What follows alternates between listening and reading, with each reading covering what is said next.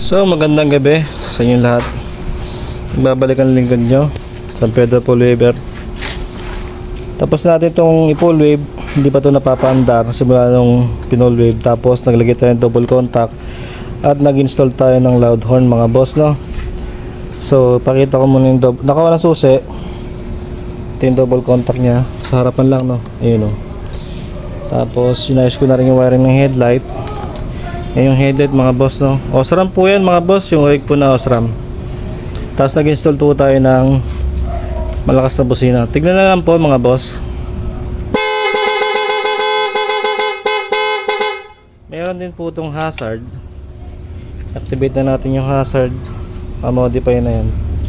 Harap likod dyan mga boss, no? Naka-hazard, naka-headlight. Dati yung magbusina mga boss kung sakasakali.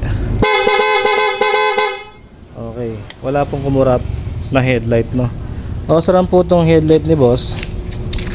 Papansin nyo, ayan, yung anima na LED, no? Okay naman po yan. Basta sa tamang proseso ng pagwawiring, goods po tayo. Patay po makina mga boss, ha? Baka sabihin nyo umaandar. Wala pong charging nga simula pa nung dumating hanggang ngayon. Hindi pa ho ito napapaandar. Hindi ko na nga ito chineka pang full wave ito kung goods ba o ano. Yan, nakababad ang headlight. Busina tayo. Okay na. Yun lang naman. Pinakikita ko sa inyo kung paano mag-wiring sa San Pedro Full Waver. Mga boss, yan, double contact, naka-headlight. Low beam, high beam, nagana naman. Ayun na.